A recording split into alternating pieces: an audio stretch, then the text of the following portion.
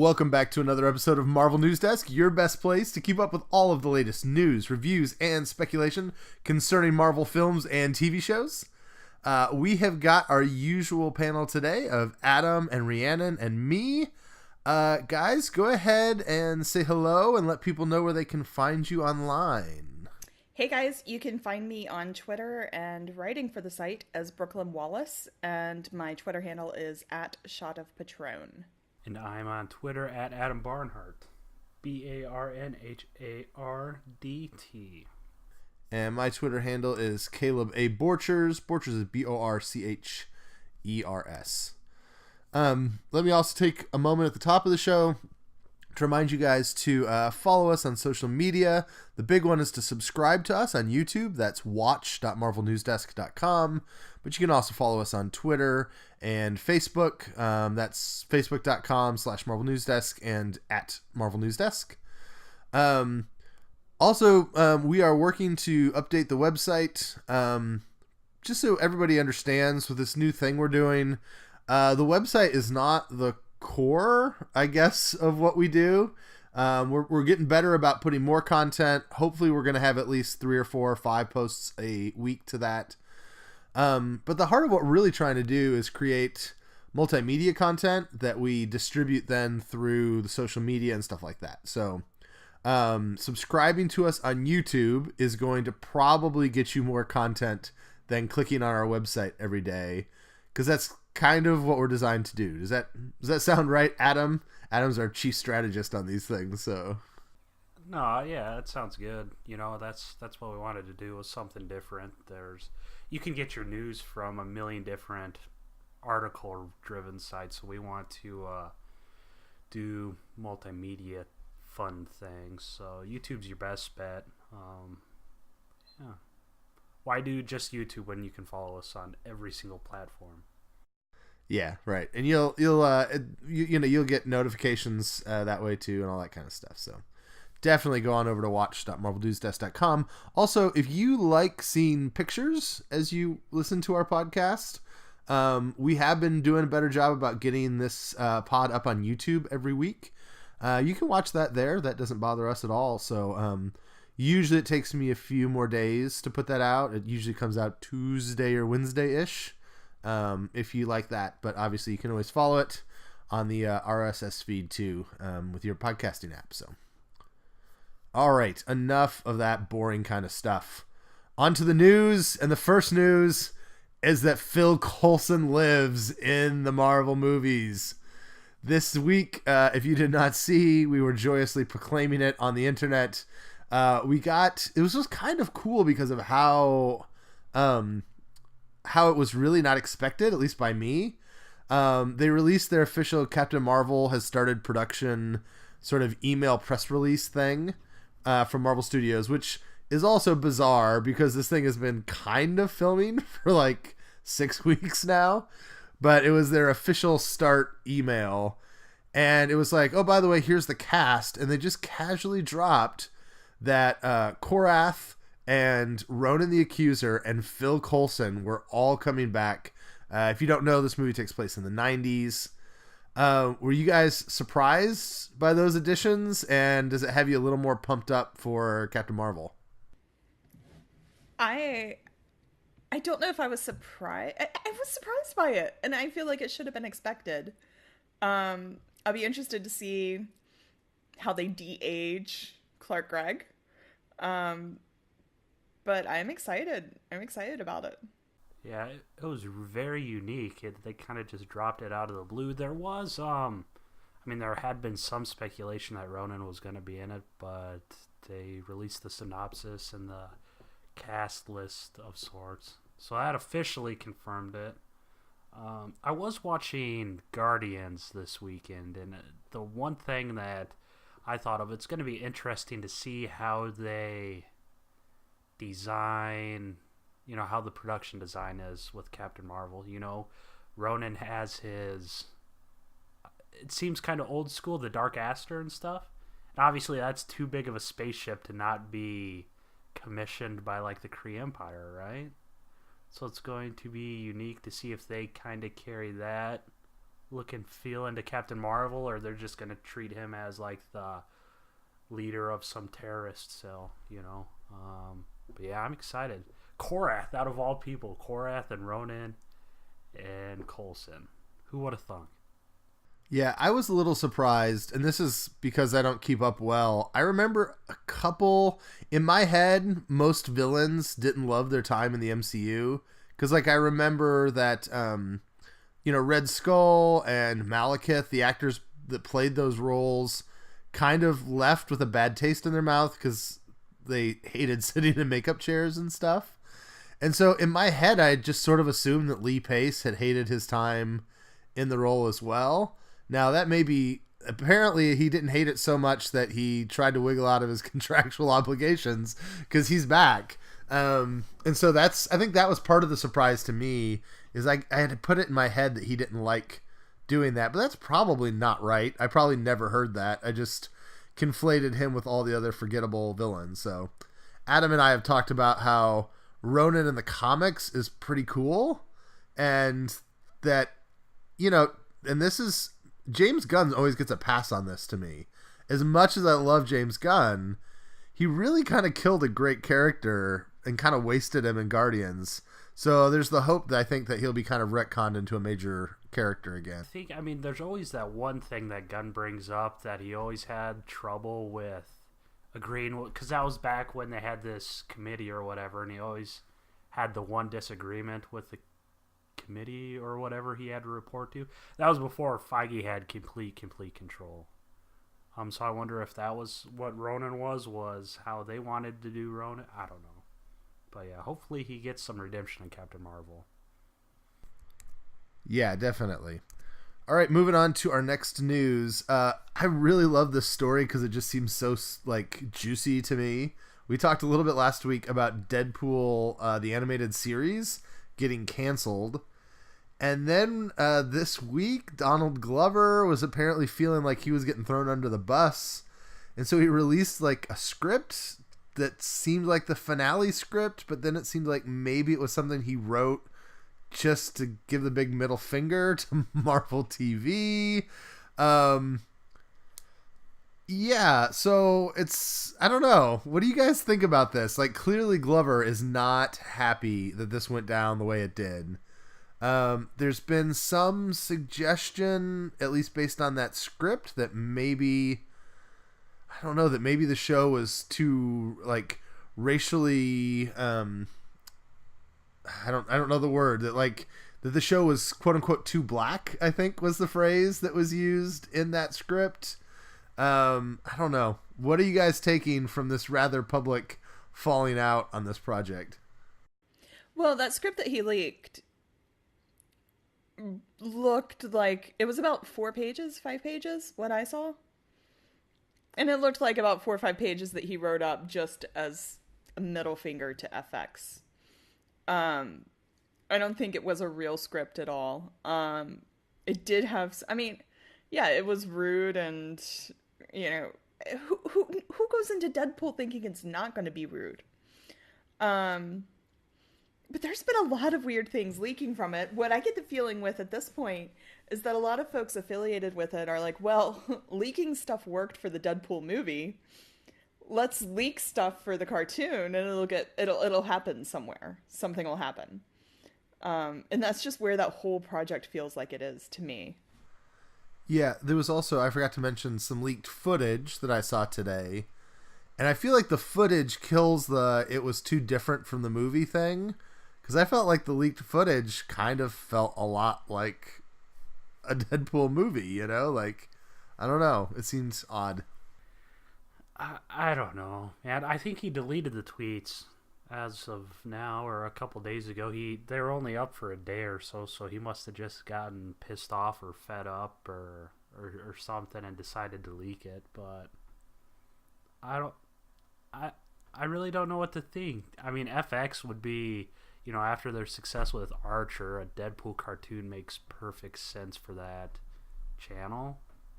So I guess I don't know what to think about it. If they didn't want the quote unquote R-rated cartoon, or what the deal is exactly, I don't know. But for him to take to Twitter and leak the script, I don't know. Hopefully that didn't do too much irreversible damage of sorts. Yeah, no, try to clear it up for me. Have we figured out whether it's FX that pulled the plug or whether it was Marvel that pulled the plug? Like, it seems pretty clear that Glover still wanted to make this based on his response. But I've been struggling to understand who was the one that said, because I've been feeling like this is all Jeph Loeb's fault. But maybe that's just me defaulting to another position, Yeah, so I talked to a guy who knows a guy. Oh, so this is inside scoopage from Adam. Nah, I wouldn't even go that length. It's literally he said. But it comes back to the R-rated stuff. Apparently, Marvel didn't really drive well with the R-rated. I hate calling it R-rated because what is it on TVMA? I guess. So the adult-themed cartoon didn't really mesh with the Marvel vision, and there's some kind of high school drama kind of stuff involved where apparently Marvel told FX that they hadn't gotten any scripts, so that is apparently got back to Gambino, who then leaked the scripts. So I don't know. I mean, if they did the Deadpool movie, I don't see how anyone could still confuse the cartoon, especially if it's on FX, because what kids are watching Always Sunny? Right. Well, and on FXX at probably 10 o'clock at night, well, and also, let's just say, if this is true that Marvel leaked that he wasn't getting his scripts in on time, that's a sucky thing for Marvel to say, particularly if it's not true, because he has a business relationship with FX for Atlanta. So, they're actively putting a bad taste in his employer's mouth about his ability to put stuff in on time. Even if they like what's happening on Atlanta, it puts a little bit of doubt into their mind about sort of his professionalism and stuff. I don't blame him for being ticked off if that's what went on, Apparently, Matt Damon has passed on the villain in Spider-Man Homecoming. I was thinking about it, and Marvel's gotten more secretive. They've gotten to the point where they don't even tell us what the villains are until they have to. I feel like back in the day, you used to see releases that were oh, we're making Iron Man 2 and the villain will be Whiplash. And now it's we're making Spider-Man Homecoming 2, but we'll never tell you what the villain is until you walk into the movie theater. Do you guys want to see Matt Damon in the MCU, or do you feel like this was a good miss for Marvel casting? I have no idea. I mean, Yeah. Matt Damon will be, he's already in the MCU a little bit as a little cameo. I'd be fine with seeing him in a villain role. But I don't know enough about what villains he would have been and everything. Yeah, Caleb, you're kind of the Spidey guy, aren't you? I mean, gosh. who would he play? I saw a banner on Twitter, and I think they had Kraven and Matt Damon. He can't be Kraven. Who would he be? A Mysterio or? Just Electro? for the record, Matt Damon as Kraven would be the worst idea ever. Okay, I just can imagine. I mean, he'd be calling Mickey Rourke for Russian accent tips. It would be a mess. So I would hope that it wasn't Matt Damon. I don't know. I mean, everybody keeps talking about Kraven, but I just think that's because the fan community wants Kraven's Last Hunt so bad. They keep pushing this European thing, and I try to think of the one option that seems to make sense would be Chameleon, right? That Chameleon's a Russian operative. Again, it would be bad Matt Damon, but I don't know. I could see Chameleon would be a little more sensible for Damon. It would be weird because you wouldn't even see his face, which would be kind of bizarre. He's a shapeshifter. It would feel like that's too close to the Skrulls. Do we want 2 shapeshifter Marvel movies in the same year? 3 if you include Dark Phoenix. I don't know. There's been kind of this talk that there might be a father-son duo, and we might be getting the Osborns. I do get the sense that if they do Norman again, that they want to give us a big prestigious actor to do it. I don't know if that's Matt Damon, but so I don't know. I do think they'll probably give us Norman. Eventually they'll want to go back to that well, I think. I think Feige will want his shot to do a Green Goblin story. And so it would not surprise me if we get some version of Norman seeded in this next movie so that 1 or 2 movies down the road he'll be ready to go, but that's all just me wildly guessing. I have no idea. All right. So I split these up so that it wasn't all depressing news for X-Men stuff. This week we also found out that New Mutants has been pushed back again to August of 2019. X-Men Dark Phoenix is going to come out next February. They're trying to spin this well. The talk was that they said, Dark Phoenix was moved because we just had to do some reshoots. Reshoots are normal, and the cast is really busy. Well, yeah, reshoots are normal, and so you schedule them. And so if you're just doing minimal reshoots, you have the actors already scheduled to do them. Having to push back this movie tells me you're reshooting more than you thought you would. Then we've heard crazy stuff out of New Mutants that they're reshooting 50% of the movie. They're adding 2 characters. There was a piece by, you posted it, Snyder. What website is that, Adam? That's a very good question. I don't recall. Okay. We'll look it up and maybe say it later. But yeah, there was this article and they talked about it was supposed to be a horror movie, but then Fox said, no, make it a Mockingbird Katniss movie, like a young adult movie. And then it came out and they were like, oh crap, people wanted it to be a horror movie. So then they cut a horror trailer even though it wasn't a horror movie, and now they're stuck with interest from the community for a horror movie that they don't have.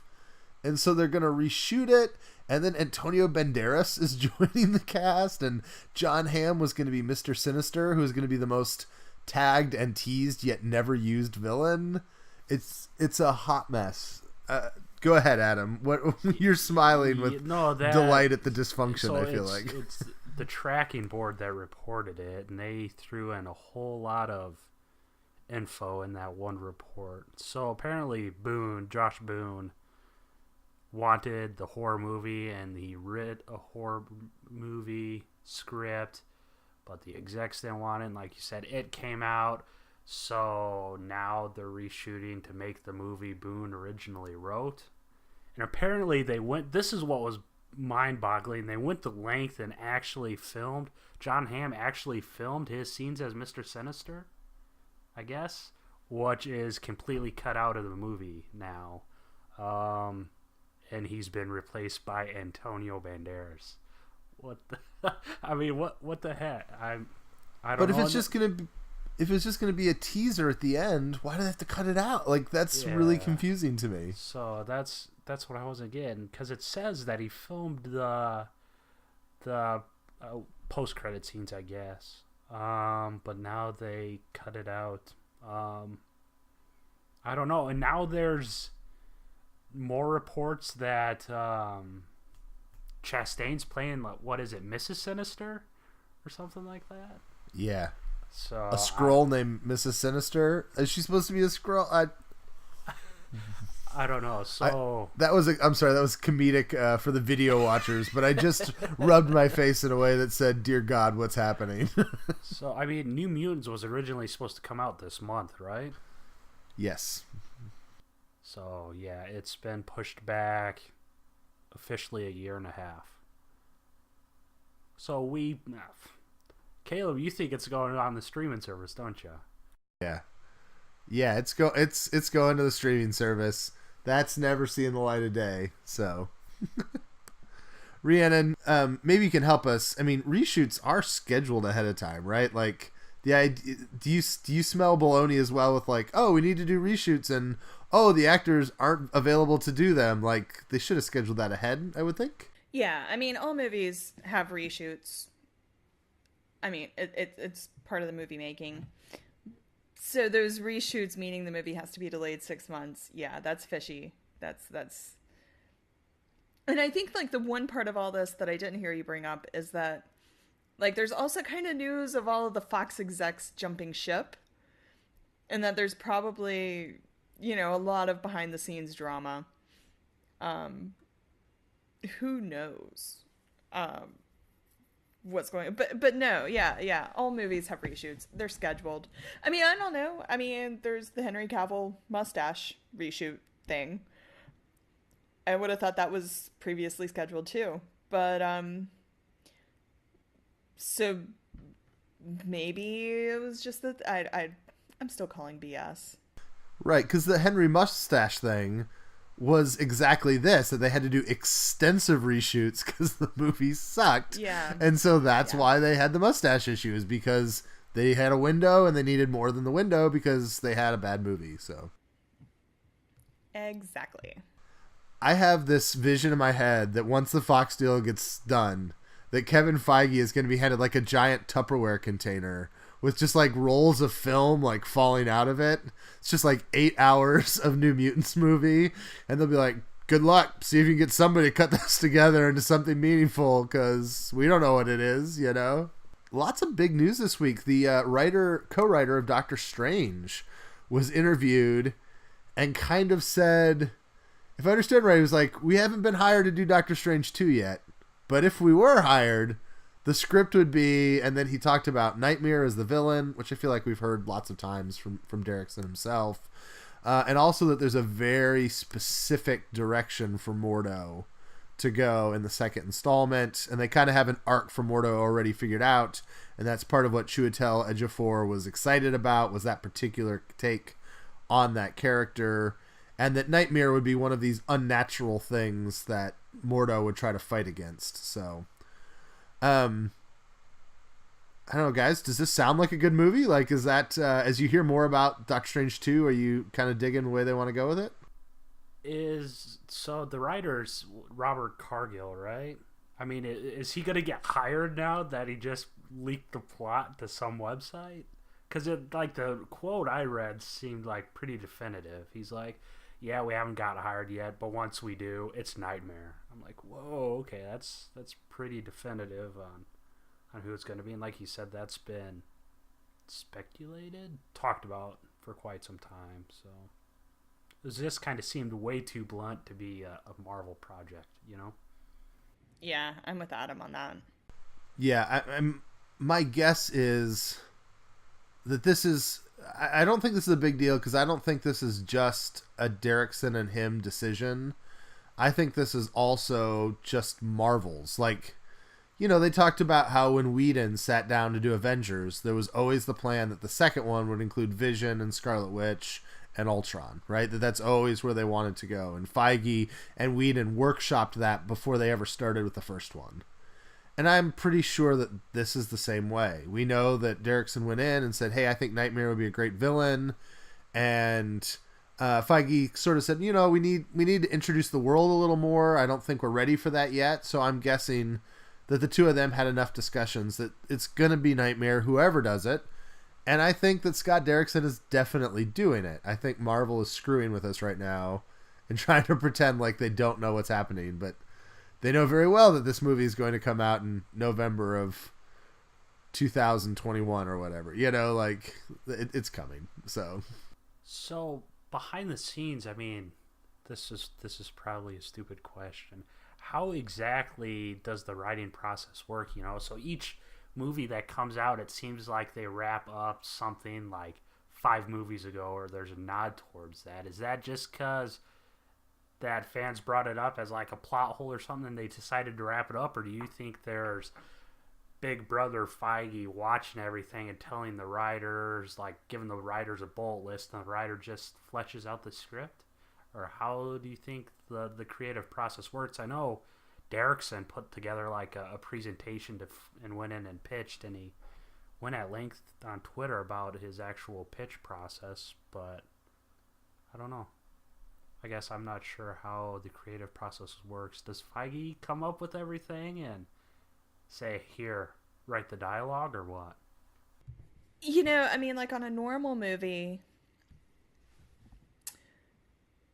you, there's movie side, the writing process has so many different ways it can be handled. Um, it's not unusual to start with having a general idea and bringing in several writers and having them do a pitch on it and having them sort of flesh it all out. But with Marvel, they don't seem to go that route. They seem to sort of, I guess there were some discrepancies on Thor or on, they've had a few, like on Ant-Man, um, where they've changed writers through the way, which is really, really common on movies, but not that common in Marvel. So my guess is that that maybe they have a little bit of a pitch process. Feige has a general idea of what he wants, and he gives them bullet points, and they probably go through and do outlines and work with the folks. If not, and when we say Feige, I assume Feige has some minions that help with keeping everything straight and keeping the vision. But there's a lengthy like outlining and storyboarding process that they probably all work together, and then the screenwriter goes and puts together the actual script, which then probably goes through many revisions. Which actually, like the WGA, the Writers Guild, which is the union for the writers, like spells out how much, if they have to do so many more rewrites, every step of that way, they spell out how much that person gets paid and at what point their name goes on the poster as the writer. When we saw the Captain Marvel thing this week, there's lots of writers attached to that, different teams that have been involved. That New Mutant story talked about like 50 names of people, and at one point they hired like 6 guys to sit down, and the article pointed out 6 guys to sit down and like blow up the script and then piece it back together. So I mean, I think some weird machinations happen. My mental image is that Kevin Feige has like a beautiful mind like inside his office, like just like all these push pins and like yarn, or like like Ben Urich, he's got like all these like playing cards with like magic marker on top of them or whatever to like plot out where he wants everything to go. So it's probably overdone in my head, but Feige's office is actually that one wall in the Team Thor. Yeah, trying to connect the actually shot inside Kev's office. That's absolutely, Feige's office. All right, a couple more news things. The Cloak and Dagger showrunners were asked about crossovers with Runaways, and they were like, "Yeah, we want to do it. That sounds awesome." Which is kind of cool. I mean, it's something that happened in the comic books. Rhiannon, I think you liked Runaways pretty well. Are you excited to see these guys cross over? Like, would you like to see some of this cross-pollination of these TV properties? I mean, I don't know Cloak and Dagger yet. If it means that the Runaways have gotten away from their parents and that they're actually running away and, getting to go be kids and, if meeting up with the Cloak and Dagger kids means that it's more of that the children are doing the stuff like on their own volition and like moving away from this little like child parent duo time that they had in Runaways, then I would be excited about it. That's my biggest excitement of it, is that it would mean the kids are out on their own. But if it's the Runaways having dinner at like Tyrone, right? At Ty's house with his parents, and they're all just like talking about like, hey, maybe you should go back. Your parents probably really worried about you. Then they can all just yeah, you're not interested in the Minoru family vacation to New Orleans, is what you're telling me. Exactly. Yeah, crossover makes sense because like what, Cloak and Dagger are part of the Runaways in Volume 2 or one of the volumes. So, I mean, it makes sense from a source material perspective. But if we're using that logic, I mean, Richard Rider is the lead member of New Warriors. And there's no chance in hell we're getting Richard Rider on an ABC or Freeform show. So, it'd be cool. But let's get Cloak and Dagger first and see how it goes. I mean, they say the pilot's awesome. Speaking of New Warriors and not getting it potentially, this was we're not sure if this should be news or not, but the guy who's playing Speedball just got picked up to be in the pilot of a big network show with Emily Ratajkowski. Is that roughly right? I always forget how to pronounce her name. The girl from the Blurred Lines video, I think, is the way everyone knows her. So this seems very weird that New Warriors is such a great show and it's getting picked up, but now the guy who's playing Speedball has got another gig, and it's like, if his pilot gets picked up, are they going to drop him? Are they going to change the character? And we don't know enough. It may be that he has a small enough part that he can do both. But this like came out and was kind of like, that seems really weird, you know? I didn't read the article. I read the headline. Did they just order the pilot, or has it been picked up the series? It's another ABC show, isn't it? All right, there we go. Bright Futures is the name of the show. And as I mentioned, it has Emily Ratajkowski, however you pronounce her name, Shamik Moore, Lily Singh are all in the cast. It is a NBC single camera comedy from the creator of Blackish and Grownish. So yes, so it's not even ABC, it's NBC. And the actor who is going to be who is set up to be in New Warriors is what's his name? Callum Worthy. Callum Worthy. He is going to play a roommate. He is a gung-ho yet ultra-neurotic USC film grad student and wannabe screenwriter who's landed his first job working for Hollywood's up-and-coming. So it looks like it's going to be kind of, maybe happy endings kind of cast with lots of young people hanging out and being friends. And I don't know. I just am having a hard time seeing how he's going to do this and New Warriors. It seems like they're starting to run the risk of losing cast, I would think, when it takes this long to develop a TV show, you know?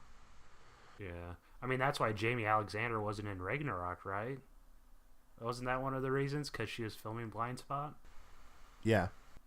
Yeah. So if you pass up a Marvel movie, I mean, yeah, it's probably not looking too good. At least for Mr. Baldwin. All right, so that's weird. We'll keep an eye on that.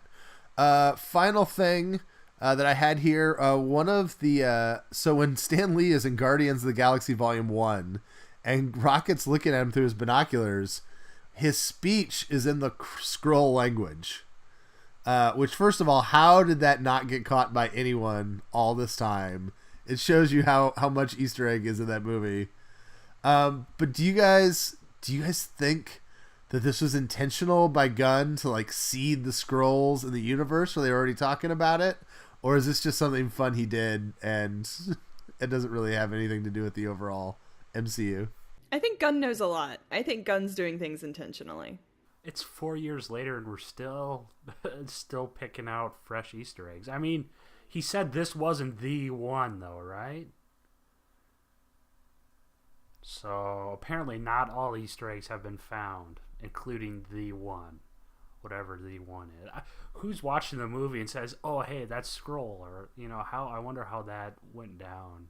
I have no idea what the Skrull hieroglyphics look like, but somebody does. Yeah, I'm assuming it's like a proprietary font or something that they've got at Marvel, right? Because Skrulls sometimes talk in the original language untranslated in the comics, right? That's a good question, because normally in the comics they put it in quotes and then they use an asterisk and they said translated from Skrull or Skrullian or Skrullish. That's the next comedy coming from ABC. We had Blackish and Grownish, and now Skrullish.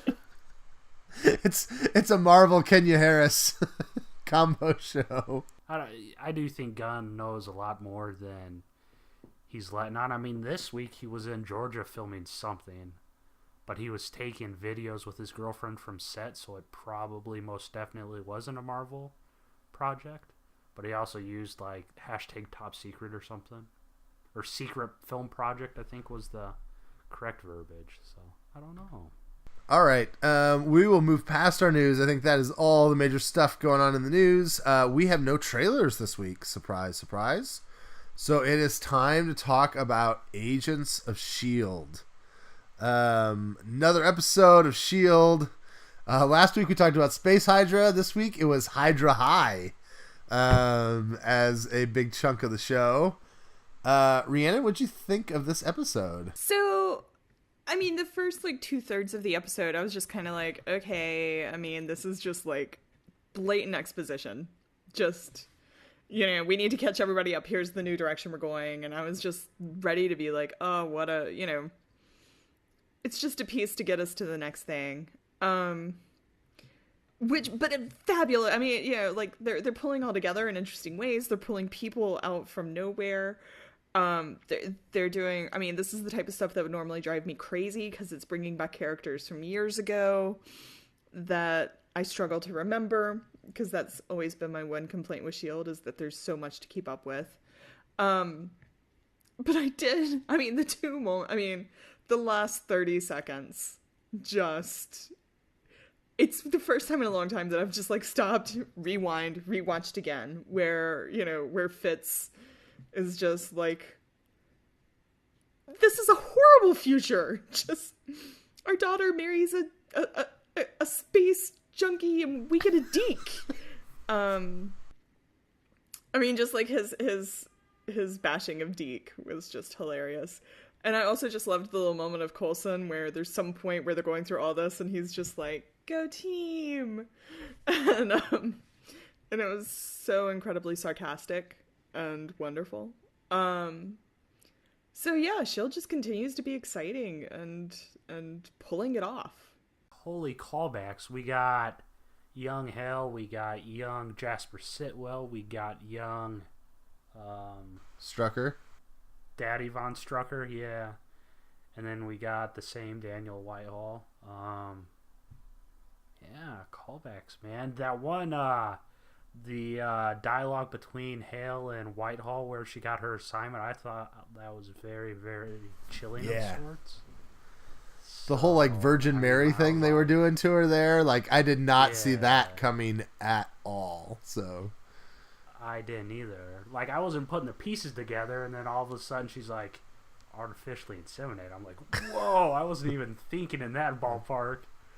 So, yeah, whoever that actress was, I thought she did a very, very good job. Yeah, the ending part was hilarious too. Did they ever say that he engraved the Swiss knife type thing? I can't remember that.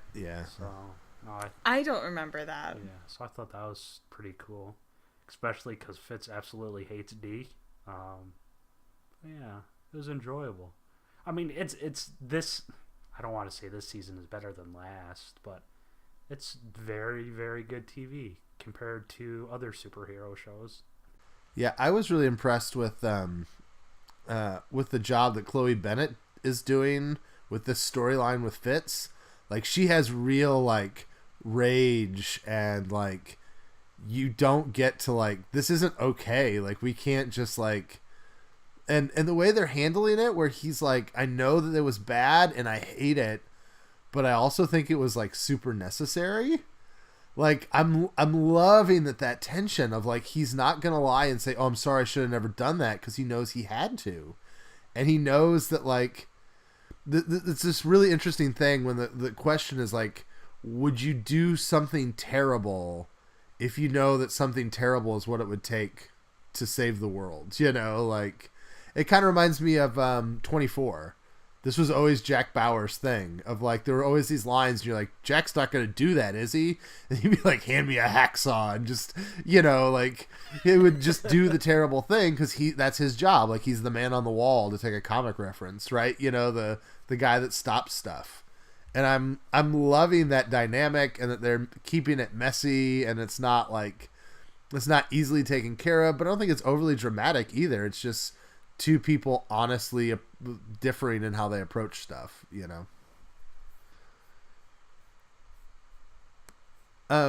All right. So they mentioned that the Space Hydra, which I'm going to take a half victory on. It's kind of Space Hydra. But they mentioned that this intergalactic confederacy wants Inhumans. Is this the point in the script where we were supposed to mix in the Inhumans from the Inhuman show? And B, is there any chance that they do it? Or are those guys good and dead? I don't know. I want it. I mean, they have gone lengths to surprise us. I mean, of course, it was the 100th episode, so it warranted it. But, I mean, there was some great callback, like Deathlock. And apparently Deathlock's people are still walking around the lighthouse because there's always random people in the background with clipboards now, I guess. It'd be cool. I think we should get at least Karnak or one of the better people in that show, Because Ken Lung wasn't... That's his name, right? Okay, I could... I thought that was the name of the Hangover guy, so I'm glad I didn't mix that up. But no, that's he's Ken Jeong. Yeah, they have similar names. Yeah, that show was forever ago already. But I mean, yeah, I think it'd be cool to have something. I don't want them. I mean, I think most of those actors are trying to get as far away from that as possible. But I'm sure there's something in their contract that they have to be available or something. But I would hate, I think I'm probably the same place as you, Caleb, where I don't want them to be done with the MCU, but I also kind of want the MCU to just get as far away from that TV show as possible. And maybe just reboot the Inhumans in the MCU. So, if Black Bolt just showed up and did something, I would be fine. But if they never do, I might be more fine. Yeah, I think it would be a mistake to bring it back up. At this point, people are starting to forget that it exists. And so, yeah, that's good. I don't think we need it to come back. Let's see my notes here. Are you guys enjoying so Hale's daughter, the whole thing about her becoming the breaker of worlds, and the fact that Hale won't listen to, like, Coulson's like, no, I saw the future, and she's like, I've been part of Hydra and they put a baby in me and we're trying to create a super soldier serum, but the future, I can't believe that. Like, are you guys enjoying where we're going with that whole storyline, or is that feeling a little forced for you? No, I think it's very interesting. It's feeling like it's all just this little missing piece we've never seen before. I'm liking it. One question I have, Whitehall was talking about kind of like a super soldier type thing, program. So, who's the dad? Did I miss that? Do we not know who Ruby's father is? Like, she wasn't, like, a creation, right? She was some dude's DNA that they selected. Some right? dude's DNA, yes. Well, thanks for keeping it PG, man. Like, I wasn't... Yeah. I mean, who's it gonna be?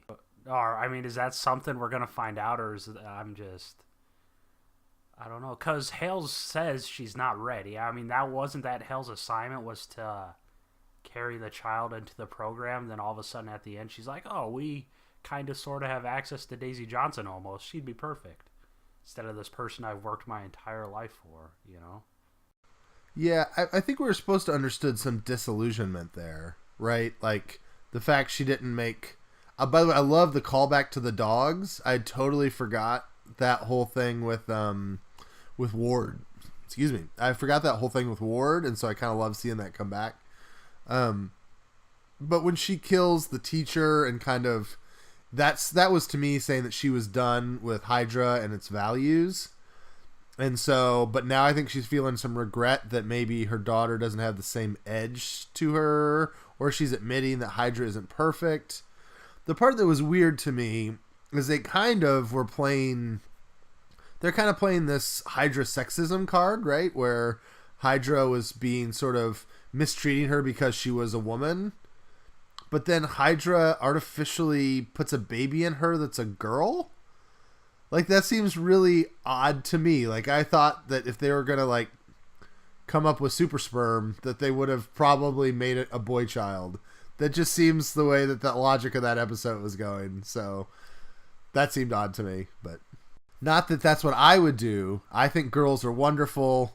Those are the only kind of children apparently I'm capable of having. So I've got 4 girls. So, yeah, it's nothing against girls. I just think if you're a Nazi, you might just like guys better, I think, is a possibility. That's all I'm saying. So, all right, let's talk real quick about the news on S.H.I.E.L.D. This week, several sites updated S.H.I.E.L.D. as On the Bubble. I think this show is now officially joining like Fringe and Community as the most consistently on the bubble show in the history of television. We talked about this last year. We felt like the framework would have been a good landing point, and then we got this season. I think we're happy we have. I don't know, just updated status. Do you guys want to see this continue on into a season 6, or should they kind of finish this out, tie it into Infinity War, and be done? I mean, it's one of those where it's so good that, do you end it while it's, end it while it's going really well. Leave people wanting more. But then again, it's so good, I don't want it to end. I mean, like, I have faith in the writers that if they got another season, they could do some really awesome stuff. But it's possible they're using up everything. And like, by the end of the season, it'll just be like, nope, nothing left. But, so I'm excited to see that it's not a last season there was it was a definite cancellation last season. I mean, the news came out that ABC only renewed it because the mouse said so. So, I mean, Mickey kicked down some doors and was like, listen here, guys! We're gonna do it again! That's my Mickey Mouse voice. That was amazing, Caleb. That was an amazing Mickey voice. But he did. So, I mean, it's pretty awesome that it's doing well enough that, I mean, what in their 5th season makes a revival like this? We've gotten a lot of, I mean, Jed's been on record saying that they're writing these, or they had written this season's finale as if it would be a good cap to the show. And that's not something we actually got last season. Last season was a lot of scoopage and reports and things of that nature. So I guess, I mean, I love S.H.I.E.L.D. It's one of the shows I've watched from beginning to end while it's actually on air. But I would rather it end with a really kick-ass season 5 than see it go long enough to be bad again, Kind of like I always refer to The Office. I mean, the first, seasons 2 and 7 were the best.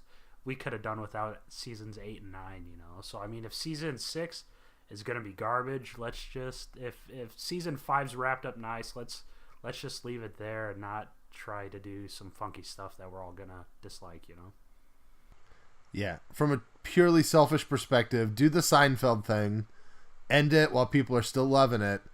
Because if I have to review episode 18 of a garbage season 6 on this podcast, I will, just save us. So, the other side of this, though, is this show has got, I still hold that my rankings of the show is just inverse order of release. I feel like every season has been better than the one before for my tastes. And we've seen that it's rocky when new shows start. I mean, we saw Inhumans fail. Runaways we really enjoyed, but, I'm hoping that season 2 is going to be a lot better than season 1 now that they've gotten set up. I guess Netflix is the counter example. But, I mean, Iron Fist did not start well. I hope that it's going to only improve from here.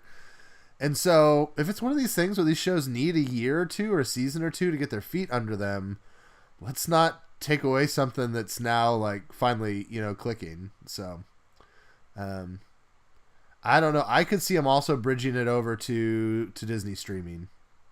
I think at this point, the loyal AOS like fans, I think it would be a decent thing to like nail down a spot on that streaming service. So why reinvent a Marvel show when you've got one that people already watch faithfully? So the best part of Agents of S.H.I.E.L.D. this week was all of the Hydra slurs that Talbot had come up with. Yes.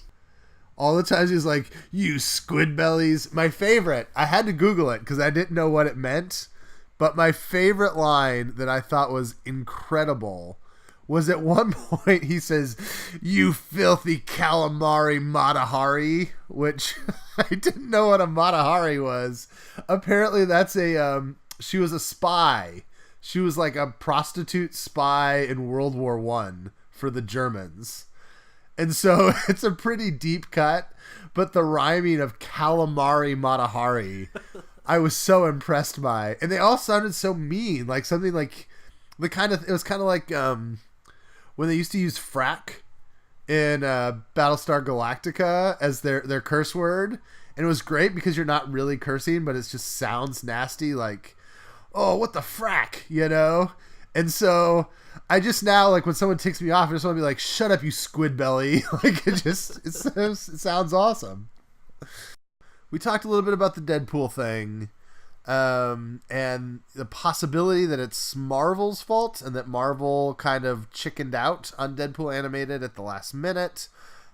We've seen Inhumans not go well. I think we all felt Jessica was fine, but Jessica Jones season 2 was not as good as the first one. I think for most of us, we've talked about the Netflix issues, and Defenders was not what we had hoped it would be, and Iron Fist was definitely not what we hoped it would be. So, we desire for no person to lose their job. But that being said, is it time for Jeph Loeb to go? Like, is there enough evidence at this point that Marvel TV is kind of in a bad spot and they maybe need some new energy onto stuff? Discuss. We haven't gotten any feeling like when we were earlier in the podcast when we were discussing Feige, and I was like, I'm sure Feige has minions. Like, Loeb seems to not have, put together whatever Feige has done to keep his consistency. Now, I realize Feige is keeping continuity and high quality alive in 7 hours of content per year. Maybe 9 in a big year, once we include all the extra scenes or whatever, if we're really generous. Whereas Loeb is reigning over, 100 hours of television a year? Something probably more than that when you add in Legion and, everything Marvel Television has.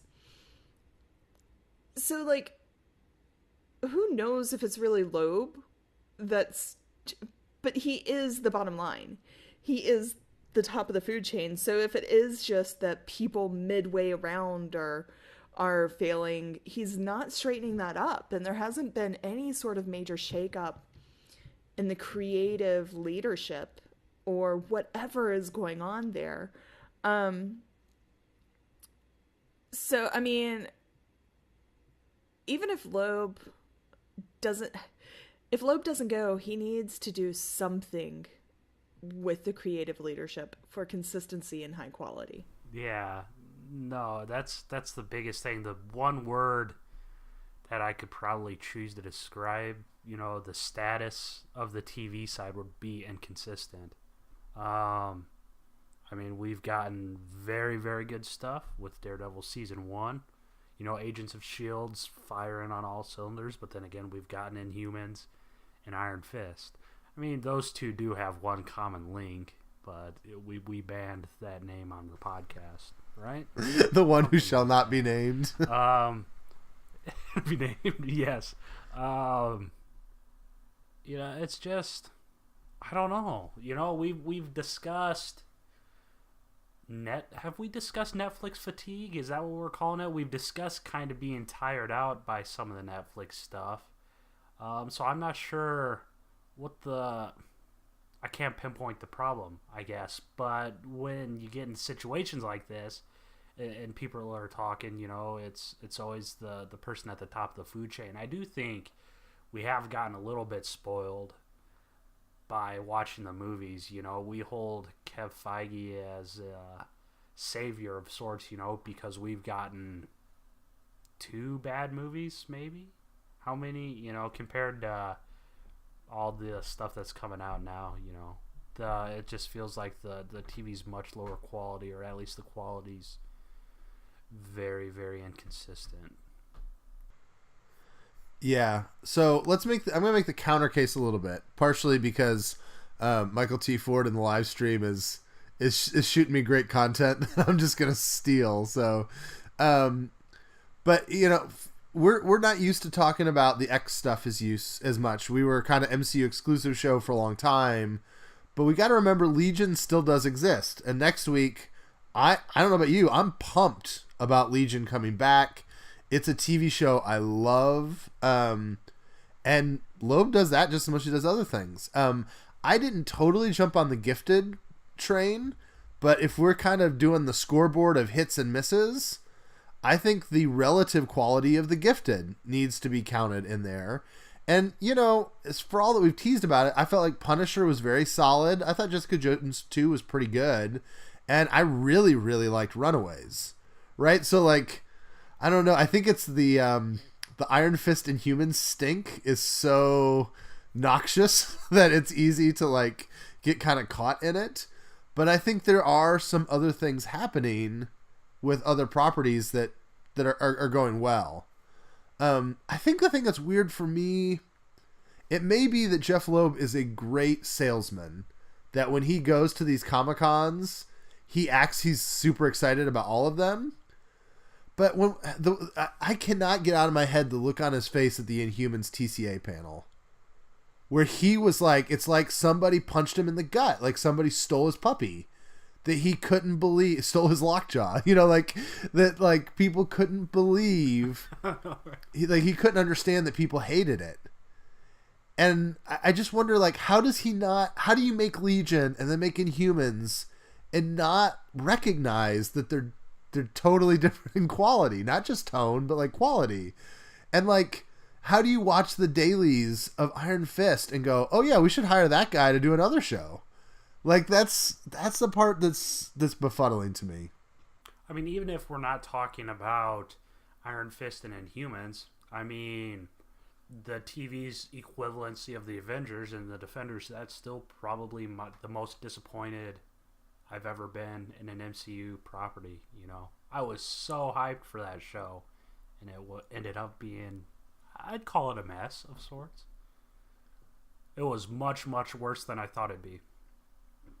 We've talked so much about my pain. Rhiannon, talk about your pain as the Defenders came out. It was a big disappointment. I mean, and I've ranted about it enough. I mean, our listeners that have been around a while, but I mean, everything about this was that there was a setup from day one, that they were working towards this team up, and we expected the Avengers,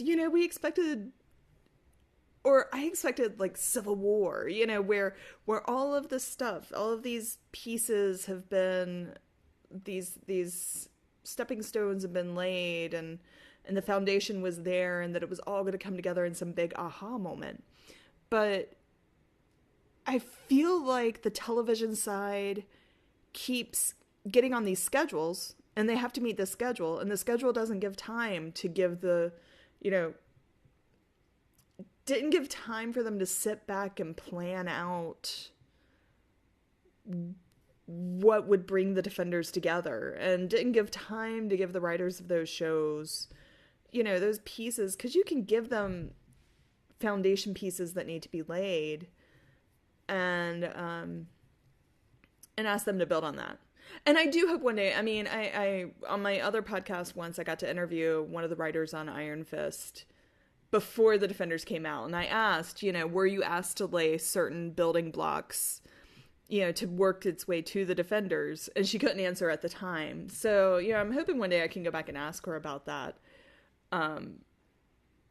Now, like on the record, like what, now can you tell me, what you had to get to, where you had to go, what direction were you given purely for getting to Defenders? Because I'm just really curious what was there, how much artistic license was there. And it was just a disappointment. And I mean, and I don't put that all on Loeb. Like, I thought from day one, I sort of thought Drew Goddard had this, sort of laid out this universe and that there was a master plan in play. I thought it was all sort of planned in advance. And it really just seemed to be by the seat of the pants. And disappointing.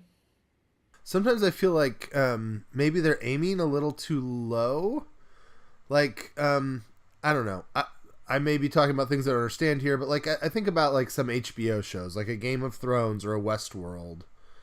And it seems like, you talk about schedule, they seem to do those shows, they take their time to put it out, right? And fans get annoyed sometimes that it takes so long to get out. But they're like, we want to make a really good, big, like biggest, everybody's talking about it, water cooler moment, like TV, right? And I got even a little bit of that when they started talking Inhumans. We're going to put it on IMAX, like Game of Thrones, and it's going to be the next big thing. But then they don't put any money into it. And they don't put any time, like the Inhumans autopsy. We've heard that they rushed things through. They threw the thing together very quickly. IMAX wanted some content, so they threw this property at it. They got it cast together real fast. People were, what was it? The costume designers had like a day or two to design the costumes. Am I remembering that right? Like there was all these crazy stories, and then Scott Buck was brought in because he can do a show quickly and on budget. And like even Roll Rain or whatever his name was, the director, got caught admitting that. He was like, I was brought in because I work cheap and fast. And like, to me, that's a vision thing, though. That's not, hey, here at Marvel TV, we are trying to create the world's best TV shows. It's, hey, here at Marvel TV, we're trying to create something for fanboys so that we can tick off some Nielsen ratings. Like, it's just maybe that's overly cynical. I'm not trying to be negative, but I don't know how else to understand some of the things they're doing, where sometimes it just feels like they're trying to crank stuff out just to crank it out, without any like ambition to make something truly fabulous. So I mean, should we be worried that they're filming 3 shows as we speak on Netflix? Right? We've confirmed that Punisher 2 is filming now, right? There's been debate about that because there's actual film signs. I am now on board that Punisher is filming. Okay, what I meant was Rhiannon had told me that maybe no, but now that she's saying yes, it's filming. There were legit filming signs this week that a friend sent me, and it must be filming. I can't believe that. I mean, and that was something that we talked about this week too. Is just like, how frantic are they to be filming 3 of the Netflix shows at once? Well, so let's talk about, that seems like an elephant in the room. We have discussed privately that maybe they are cranking out as many Netflix shows as possible before a not official, not actually in the news, just our speculation, time bomb goes off where Netflix loses these Marvel characters and they move over to Mouseflix. That's not something that's been announced. We're looking at the pace of the Netflix shows, and we're wondering if maybe they're trying to fit as many in as possible before they lose a contract. That's a guess we're making. Do you think it's possible that Mouseflix is going to free Marvel TV up to do some new fun things? No, I really don't. I think it's just going to further complicate everything. I mean, the last thing I want is one more network. I mean, because what we keep hearing, what we heard all the time about S.H.I.E.L.D. not interacting with the Netflix universe is, oh, well, corporate BS between the 2 networks. So now we have Freeform, Hulu, ABC, Netflix, FX, and Mouseflix. And I mean, no, I don't think that's going to make anything better. It may help that pretty soon Disney will own everything. I would just point out that FX, ABC, Freeform, Hulu are all gonna, hi guys, I own you all now. You know, like this could be our recurring characters. We start just talking about these issues, and also we'll just have like a Mickey head like come up on the screen. Hello, I'm here. Because, I mean, Disney does own all this garbage now soon, so. Yeah. I mean, they don't own Netflix yet, but... Behind the scenes, so hopefully I'm understanding this right. So, essentially, Netflix purchases the show from Marvel, right? Then Marvel still retains creative control over the script and all that stuff? I mean, does Netflix have some sort of input into the shows, or...? Yes. Yes. I know that Netflix had direct input on the staffing of Iron Fist Season 2. That's probably Like- because the first season made people unsubscribe, right? Like, I'm done with this. It was... You know, it was of the I heard rumors when I was in San Diego that the renewal was based on, you know, hey, we'll give Iron Fist a second season if Scott Buck isn't around.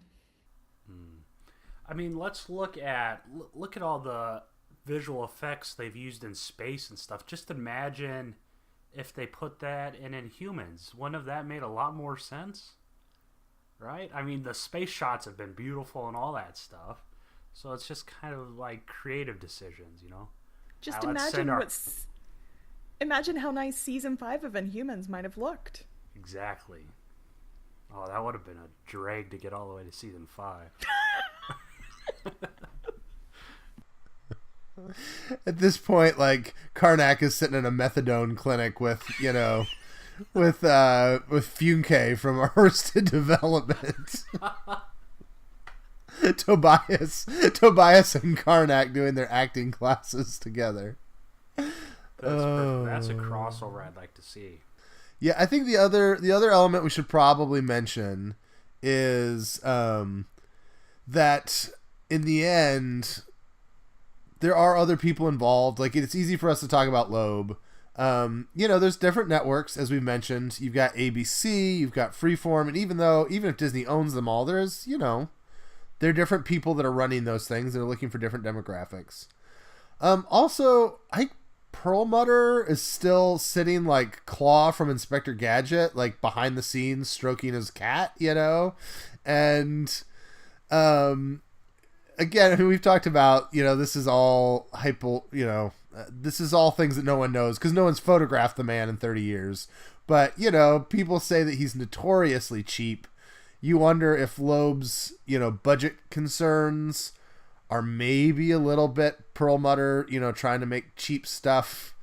You know, there's still a little bit of that stink on Marvel Entertainment on the TV side from like the Toy Biz days, you know, where they were just like repainting action figures, like old molds of action figures with new paint to sell them again, you know, like that kind of cheap garbagey stuff that would happen with Marvel. So that's still there, I think. I would love to see. So here's what would be great. Let's take whatever exec is at FX, whoever has been greenlighting Atlanta and Fargo and Legion and all that stuff, right? He's clearly going to be in a restructuring situation here very soon. Let him work with Loeb. Let him come over to Marvel TV. You know, like, for crying out loud, let's give Noah Hawley a little more control or something. I don't know. Like, given how great FX stuff is and how great Legion is, I think this is a case where some of the Fox creatives coming into the Marvel fold could be a really good thing for these TV shows. You know, and it'd be a natural way to do it. Like, kind of merge some of these folks into new departments and shuffle some chairs around. I think could be really interesting. Go to the mailbag. Not too much going on this week. First of all, thanks for following along in the live chat. I know we've had, it says 2 watching. I know Michael T. Ford, I'm guessing the Jackhammer is around in the background as well. So, anyways, thanks to Michael T. Ford for all the great stuff. He was suggesting Hydra Hogwarts as a great option for the name of the Hydra school. I thought that was pretty funny. Chris had left us some comments on SoundCloud. He was thinking that Deke is definitely going to break the time loop in Agents of S.H.I.E.L.D. because he said with all the flashbacks we've seen, none of the flashbacks mention Deke as being around, right? Like, they showed us kind of what happens between the beginning of the season and the future stuff in the season and them trying to figure things out, and we never see Deke walking around. We see Robin, we see May, we see Fitzsimmons, but never Deke, so that maybe he really is the big difference. So I thought that was interesting. He also was helping us out. We talked about Cloak and Dagger last week and sort of the edginess, and he was saying, yes, the drug stuff was that way, but that Misty Knight and Iron Fist are, to his knowledge, the first interracial Marvel couple. So just that was an interesting bit of history. We were talking about the Sokovia Accords. Alvin on YouTube or on Twitter had said, trying to share, he thinks that the Accords, as we said last week, are a UN thing, and then S.H.I.E.L.D. has to do it because they work internationally. But then he ended his tweet with, quote, "but who the hell knows," which I believe is pretty much where we're sitting on this. So I think that's all the mail. All right. Next week, I think we will probably talk about Legion as our main conversation. I think we're going to try to review Legion along with Agents of S.H.I.E.L.D. We might have to start making the reviews a little shorter, but that's coming up. And I think that does it for this week. Thanks for listening to the podcast. You can interact with us a lot of different ways. You can send us messages on Twitter at Marvel News Desk. You can also communicate with us via our SoundCloud or MarvelNewsDesk.com posts each week. If you want to support the show, give us $1 a month over at patreon.com/MarvelNewsDesk. There is a new video that we posted up on Friday that will also be hitting YouTube later this week for everybody who's not on Patreon. You can also get access to our special MCU film ranking episode that way, available to Patreon supporters. Like us on Facebook at facebook.com/MarvelNewsDesk, or subscribe to our YouTube channel at watch.marvelnewsdesk.com. That helps us out a lot right now. You can also help the show be more visible if you leave us a 5-star review on iTunes. But the number one thing you do every week is you listen and you tell your friends, and we are so thankful for that. Thank you to Tim Cox for our logo. You can find him on Instagram at TimVCox. And thank you to Alvin for the theme music. He's on a variety of social media platforms as @The Skull School. That does it for this week, and we'll see you guys later. Bye.